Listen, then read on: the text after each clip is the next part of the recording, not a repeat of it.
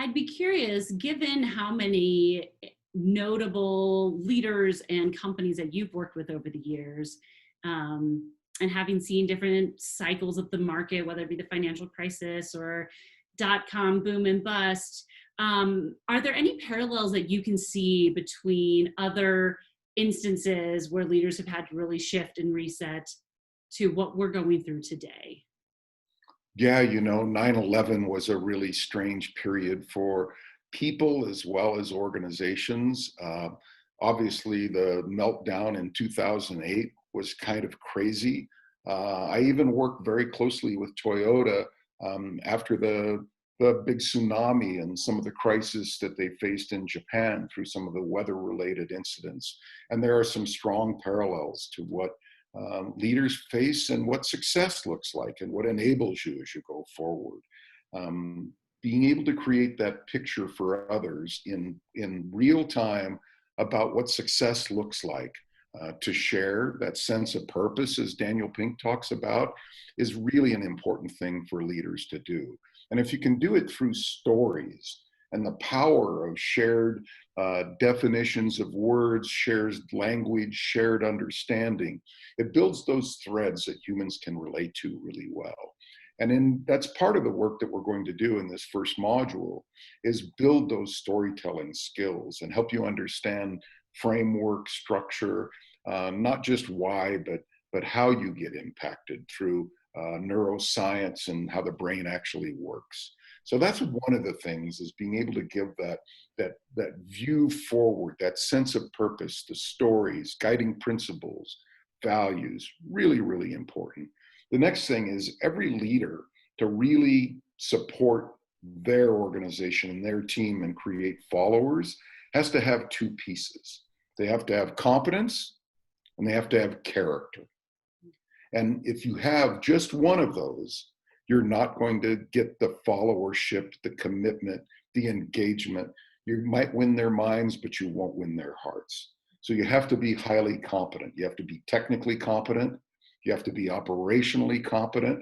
And frankly, you have to be politically competent. Bad word, doesn't sound so good, but if you can't advocate for your team and you can't get your team what it needs and who they need to be connected with and advocated for, then you're just not going to deliver enough value to them. But that other side's just as important, the character side. And character matters. And building trust matters with your team. Don't need to be their friend, not important. What's really important is that you have the right human attributes of character and integrity to go with that competence. And that'll carry you forward in times like this. Absolutely. Absolutely. Fantastic. I guess in closing, I would just ask if there's anything else that you would want to share with potential participants who are considering coming to the program, to get them excited about what they'll take away from the Reset Leading Through Change series. Yeah, I think what I would like to share with them is that there's two important points that probably don't get talked about enough when we build programs like this. One of them is it's a journey. And so it's not going to a learning event.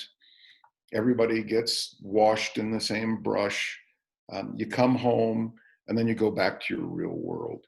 It's really about steps and progress and insights and understanding from various mediums and various program elements. So it's really a journey we're putting together, not an event.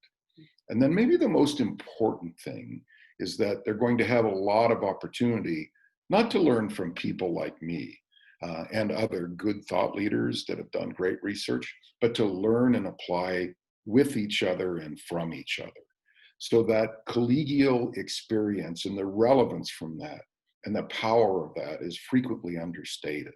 Not just my ideas, but what are real people wrestling with? What are real people doing to make a difference in their jobs? And I think that they'll get a lot of interest, satisfaction, and joy out of that. Wonderful. Well, I am so excited to be a part of this with you, and I am just so grateful to have the opportunity to chat with you today. Thank you so much for your time. Ah, gosh, it's my pleasure. Thank you for taking the time.